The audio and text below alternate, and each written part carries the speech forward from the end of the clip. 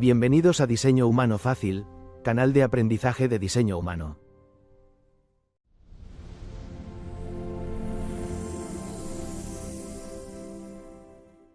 Seguro que más de una vez ha surgido la pregunta, ¿cuál es el verdadero propósito en la vida? Bueno, pues hoy vamos a meternos de lleno en un concepto del diseño humano que la verdad promete darnos una pista muy clara, la cruz de encarnación. Pero ojo, que aquí viene lo interesante, no es una meta que haya que alcanzar, sino más bien un mapa que resulta ya llevamos dentro. Y es que esta frase con la que empezamos lo resume todo a la perfección, da justo en el clavo. Nos viene a decir que el propósito no es algo que uno busca, venga, a buscarlo activamente, no, es algo que de alguna manera te encuentra a ti cuando dejas de buscar. Es como un despliegue natural, algo que florece, no una conquista a la fuerza. Venga, para entender bien todo esto, vamos a empezar por la base, por los cimientos. Porque, a ver, la cruz de encarnación no es una idea así abstracta y etérea, no. En diseño humano se considera algo muy concreto. El plano, la geometría que define la trayectoria de una vida. Y esto es lo fundamental, que va mucho más allá de la filosofía. Dentro de este sistema, la cruz de encarnación se ve como, casi como una estructura matemática de lo que somos. Es literalmente la roca madre, el cimiento sobre el que se construya todo lo demás. La verdad es que esta metáfora es buenísima, es que es brillante, porque consigue que algo tan etéreo como el propósito se sienta mucho más real, más tangible. Es como si la vida fuera un gran teatro, y al nacer a cada quien se le asigna un papel. Y claro, no vienes con el guión aprendido de casa, ¿no? Lo vas descubriendo poco a poco, vas creciendo y te vas adaptando a ese personaje. Vale, pero ¿de dónde sale todo esto? ¿De dónde sale esta geometría de la que hablamos? Pues no es algo aleatorio, para nada. Vamos a ver un poco la mecánica que hay detrás. Resulta que todo viene de las posiciones de los astros en dos momentos que son absolutamente cruciales. Estos 4 puntos que vemos aquí son, digamos, los pilares. Por un lado, tenemos las posiciones del Sol y la Tierra justo en el momento de nacer. Eso es lo que define la parte de la personalidad. Y luego, por otro lado, las posiciones de unos 88 días antes, que es lo que configura el diseño, o sea, nuestro inconsciente. Aquí está la clave para entender esta dualidad. A ver, la personalidad es lo que creemos que somos. Es la consciencia de la mente, lo que está en la superficie. El diseño, en cambio, eso es otra historia. Es la inteligencia del cuerpo, esa parte que opera sin que nos demos ni cuenta. Vamos, nuestro piloto automático. Y fijaos en este número, 70%. Es que es muy revelador, porque resulta que el Sol, tanto el de la personalidad como el del diseño, representa el 70% de toda la información que nos configura, eso que en diseño humano llaman la impronta de neutrinos. O sea, para que nos entendamos, es la influencia más bestia la que define el núcleo de quienes somos. Y esta oposición, el Sol y la Tierra siempre en lados opuestos, es el motor de todo. Imaginaos dos polos de un imán, pues igual, crean un campo de tensión, una dinámica constante. Y es justo ahí, en esa tensión, donde viven los grandes temas, los arquetipos que de alguna manera hemos venido a explorar y a expresar durante nuestra vida. Venga, que ahora llegamos a una parte que es súper importante y a menudo la que más cuesta aceptar, la verdad. Va de cómo nos relacionamos con nuestro propósito y del error más común que solemos cometer. Esto es el kit de la cuestión. Intentar entender o descifrar la cruz de encarnación con la mente es como querer atrapar el viento con las manos. Imposible. No es un puzzle que haya que resolver, ni un examen que aprobar. La mente, aquí, es una simple espectadora, no es la protagonista de la película. Entonces, claro, si la mente no es la herramienta, ¿cómo narices se expresa este propósito? Pues aquí es donde entra en juego otra pieza, el perfil. Para que nos hagamos una idea, si la cruz de encarnación es el qué, la esencia de nuestro propósito, el perfil es el cómo. Es el estilo, el traje que nos ponemos, nuestra forma de interactuar con el mundo para vivir ese papel. Y otra vez volvemos a ver esa tensión dinámica. El perfil está hecho de dos partes. Una que viene del lado de la personalidad, que es consciente, de la que nos damos cuenta, y otra del lado del diseño, inconsciente, que simplemente es así. Y esa mezcla, esa combinación, es la que crea una manera única y súper específica de vivir nuestro propósito. Y todo esto nos lleva ya a la parte final, que va sobre el enfoque correcto. Porque vale, si no se trata de pensar ni de forzar, entonces, ¿qué se supone que hay que hacer? Bueno, pues la respuesta en realidad es mucho más simple de lo que parece. Mirad, esta frase, porque es oro puro. Nos pasamos la vida haciendo cosas para intentar ser alguien. Quiero ser más feliz, más exitoso, más lo que sea. El cambio radical que se propone aquí es darle la vuelta, simplemente ser. y confiar en que el hacer correcto, la acción correcta, va a surgir de forma natural desde ese estado de ser auténtico. Así que este es el método, si es que se le puede llamar así. Cada persona, según su diseño, tiene una estrategia y una autoridad interna. Pensemos que son como una brújula personal para tomar decisiones. Y la instrucción es súper sencilla. Sigue tu brújula, deja de intentar controlarlo todo y simplemente confía. El propósito saldrá solo, emergerá. Pero eso sí es fundamental entender que esto no es algo de un día para otro. No hay un momento de ¡Eureka! ¡Ya lo tengo! Para nada. Es un proceso que dura toda la vida, un viaje de descubrimiento constante. Se trata de ir madurando, de ir creciendo, hasta que al final encajas a la perfección en ese traje que se te dio al nacer. Y llegamos a la conclusión final, que es demoledora. Toda esa presión, toda la búsqueda, todo ese esfuerzo por encontrar un propósito, todo eso se desmonta con esta simple verdad. La forma más elevada de cumplir el propósito es dejar de intentar ser otra cosa y simplemente rendirse a ser quien ya se es, de forma completa y auténtica. Y para terminar, vamos a dejar una pregunta en el aire. ¿Y si hemos estado mirando en la dirección equivocada todo este tiempo? Buscando un destino allá, en el horizonte, sin darnos cuenta de que el verdadero propósito quizá no estaba al final del camino, sino en la propia forma de caminar.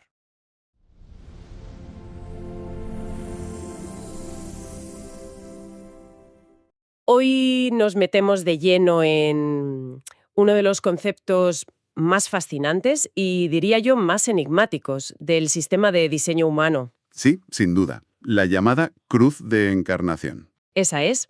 Y para analizarla, bueno, tenemos sobre la mesa un material muy interesante. Por un lado, un artículo bastante denso del analista Ryan Hanna, de la web My Body Graph. Muy completo, sí. Y también nos hemos dejado inspirar un poco por unos materiales visuales de una iniciativa que se llama Diseño Humano Fácil y para Todos. Que el nombre ya es toda una declaración de intenciones. Totalmente. Y nuestra misión hoy es, intentar descifrar qué es esto. Las fuentes lo describen como la geometría de nuestra vida, la base de nuestro propósito. Pero aquí viene lo bueno. Aquí viene lo bueno. La idea central que proponen es que el propósito no es algo que sales a buscar, sino algo que te encuentra. Y eso, claro, choca frontalmente con casi todo lo que nos han enseñado. Bueno, vamos a desgranar esto. Para empezar, el artículo de Hanna usa una metáfora que a mí me parece muy potente. La del disfraz. Esa misma. Dice que la cruz de encarnación no es un destino al que tienes que llegar, sino el disfraz en el que creces, el papel que estamos aquí para interpretar. Ujú. Pero, claro, la palabra disfraz a mí de primeras me genera una pregunta. ¿Significa que es algo falso? ¿Que estamos actuando en vez de ser auténticos? Es una pregunta clave, y la fuente se adelanta a ella. La idea no es que sea un disfraz en el sentido de una máscara que oculta, ¿sabes? Vale. Sino más bien como un vestuario que revela el personaje. Es el arquetipo que vinimos a encarnar. Y para entender de dónde sale, el texto nos da la arquitectura técnica. A ver, se forma por las posiciones del Sol y la Tierra en dos momentos muy específicos. En el instante de nuestro nacimiento y, ojo, aproximadamente 88 días antes del nacimiento. O sea que una parte de nuestro supuesto propósito se define antes incluso de que legalmente existamos. Exactamente. Esos dos momentos nos dan 4 puntos de datos. Por un lado, el Sol y la Tierra de personalidad, que son conscientes del momento del nacimiento. Ok. Y por otro lado, el Sol y la Tierra de diseño, que son inconscientes y se fijan en esa fecha previa. Y aquí hay una clave astronómica fundamental. ¿Cuál? El Sol y la Tierra siempre están en oposición directa en el zodiaco. Crean un eje, una tensión dinámica. Ah, claro. Esa polaridad constante entre lo que ilumina el Sol y lo que nos ancla a la Tierra es lo que define los grandes temas de nuestra vida. Es la tensión que venimos a explorar. Espera, para. Hay un detalle en el texto que has mencionado de pasada, pero que a mí me ha dejado dándole vueltas. Dime. Se menciona que el Sol representa el 70% de la impresión de neutrinos en nuestro diseño. Sí. Neutrinos. O sea, estamos hablando de las partículas subatómicas, porque esto, suena a ciencia ficción. ¿Las fuentes explican cómo se supone que funciona? ¿O es una metáfora poética? No es una metáfora. Es parte central de la cosmología que propone el diseño humano. Madre mía. Según esta teoría, los neutrinos son partículas con una masa diminuta que producen las estrellas, como nuestro Sol, y que nos atraviesan constantemente. ¿Vale? La idea es que, al pasar por los planetas, estas partículas recogen una impronta, una cualidad informativa de ese cuerpo celeste. Y al atravesarnos a nosotros, en esos dos momentos clave. Nacimiento y 88 días antes. Exacto. Imprimen esa información en nuestro ADN. Y el Sol, al ser la estrella más masiva y cercana, es la fuente del 70% de ese flujo. Es un concepto provocador, sin duda. Vaya tela. O sea que estamos siendo programados por un flujo de información estelar. Es una idea enorme. ¿Lo es? Y si esa información tiene dos partes, la consciente y la inconsciente que decías, ¿cómo se relacionan? ¿Están en conflicto o...? Más que en conflicto, están en una danza constante. Los puntos de diseño, el Sol y la Tierra inconscientes, están arraigados en la inteligencia del cuerpo. En lo biológico. Exacto. Tu herencia genética, tu biología, opera sin que la mente tenga que intervenir. Y por otro lado, los puntos de personalidad, los conscientes, están vinculados a nuestra mente, a la narrativa que construimos sobre quiénes somos. A lo que creemos ser. Eso es. La cruz de encarnación es, por tanto, la intersección perfecta entre la mente y el cuerpo, lo que pensamos y lo que somos a un nivel celular. Es el puente. Aquí es donde la cosa se complica, porque las fuentes nos lanzan la mayor paradoja de todas, y son muy insistentes en esto, ¿eh? Mucho. Nos dicen que la cruz de encarnación, ese propósito tan fundamental, no se puede comprender con un ejercicio intelectual. A ver si lo entiendo. Me dan un sistema complejísimo, lleno de datos, y luego me dicen que mi mente es inútil para esto. Básicamente. Va en contra de toda lógica. ¿Por qué? ¿Qué tiene la mente que la hace tan mala para esta tarea? Según el material de Hanna, el problema de la mente no es que sea tonta, es que es una herramienta de supervivencia y comparación, no de propósito. Ajá. La mente está condicionada por el exterior, la educación, la cultura, las expectativas. Su trabajo es crear estrategias para estar seguros, para encajar, para tener éxito según los estándares de fuera. Claro. Por eso, cuando le preguntas ¿cuál es mi propósito?, te dará respuestas basadas en lo que ha aprendido que es valioso o seguro, no necesariamente lo que es auténtico.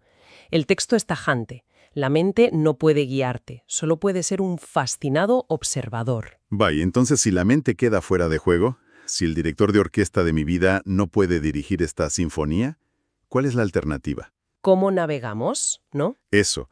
¿Cómo se supone que navegamos hacia algo tan importante si no podemos pensarlo? La respuesta que dan las fuentes está en dos conceptos que son el corazón del diseño humano: estrategia y autoridad. Ok, los pilares. La estrategia es la forma correcta según tu tipo de energía de interactuar con el mundo para minimizar la resistencia. Y la autoridad es tu centro interno de toma de decisiones que nunca está en la mente. Está en el cuerpo, el instinto, la emoción. Eso es. La premisa es radical. En lugar de intentar pensar qué hacer, la clave es vivir según el manual de instrucciones de tu propio cuerpo. Al tomar decisiones correctas para ti, momento a momento, el camino de tu propósito se va revelando solo. Hay una frase brutal en el texto que lo resume. Se trata de ser el hacer, no de hacer el ser. Es un cambio de chip total. Me viene a la cabeza la analogía de aprender un idioma. A ver. Puedes pasarte la vida estudiando libros de gramática, entendiendo la teoría a la perfección. Tu mente conoce todas las reglas. Sí, claro. Pero la verdadera fluidez, ese momento mágico en que las palabras salen solas, solo llega cuando te lanzas a hablar, cuando confías, cuando te sumerges en ello. Totalmente. En ese instante, el conocimiento deja de ser un objeto mental y se convierte en algo encarnado, una segunda naturaleza. Parece que la cruz de encarnación funciona con esa misma lógica. Es una analogía perfecta. La mente conoce el mapa, pero el cuerpo es el que camina el terreno. Y en este sistema, la forma en que caminamos, el estilo de nuestro personaje, el disfraz, tiene un nombre: el perfil. Claro, el perfil. O sea que si la cruz es el qué de nuestro propósito y la estrategia y autoridad son el motor, el perfil sería la carrocería, la forma en que se muestra. Exactamente. El perfil es la forma en que se expresa la cruz. Técnicamente, se forma por la combinación de dos líneas de los hexagramas de I Ching. ¿Vale? Una línea viene del sol de personalidad, lo consciente, y otra del sol de diseño, lo inconsciente. Y esto crea 12 perfiles posibles: un 1-3, un 4-6, un 5-1. Y cada uno describe una dinámica de cómo interactuamos, ¿no? Eso es, de cómo aprendemos y cómo nos perciben los demás. ¿Podrías darnos un ejemplo práctico? Porque así con números cuesta un poco imaginarlo. Claro.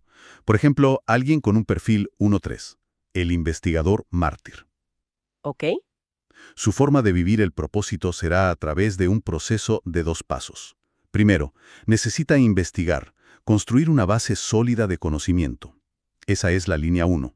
Vale, el investigador. Pero luego tiene que salir al mundo a probar esa teoría en la práctica, cometiendo errores, chocándose contra la pared, hasta descubrir lo que no funciona. Esa es la línea 3, el mártir.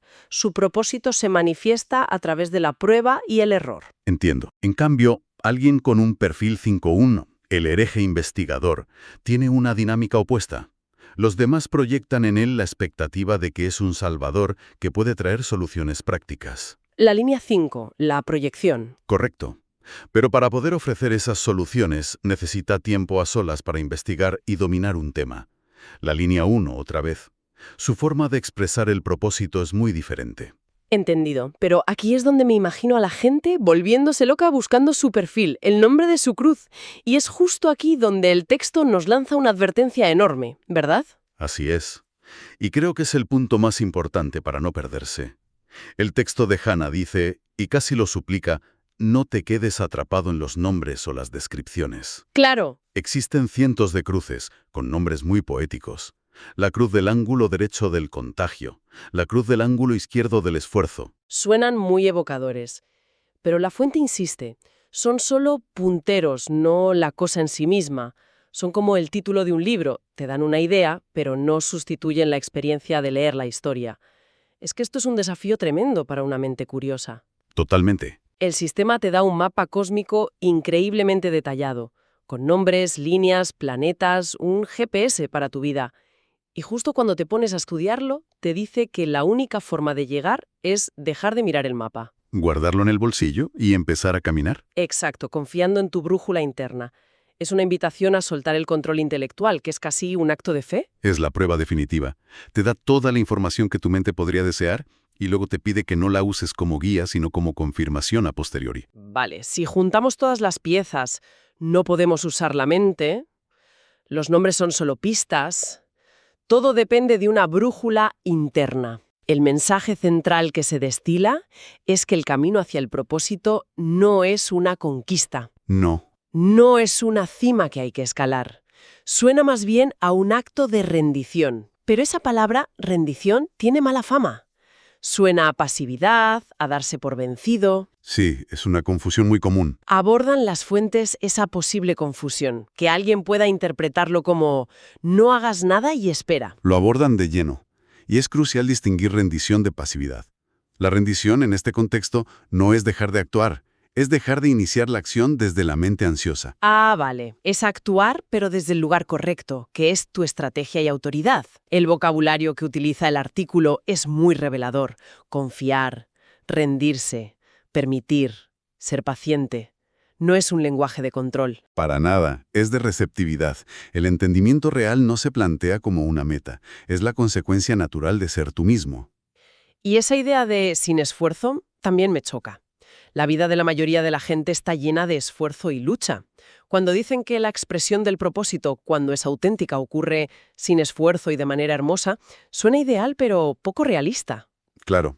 ¿Qué pasa si la vida se siente como una lucha constante? ¿Significa que lo estás haciendo mal, según esta perspectiva? Haciendo mal quizás no sea el término, pero sí que podría ser un indicador de que estás operando desde la mente, en contra de tu naturaleza. Sin esfuerzo no significa sin acción o sin desafíos. Significa sin resistencia interna. Exacto. Es la diferencia entre nadar a favor de la corriente o en contra. Nadar a favor requiere acción y energía, pero fluyes. Nadar en contra es una lucha agotadora. Y la lucha es la señal de que la mente intenta imponer un plan que no se alinea con tu diseño.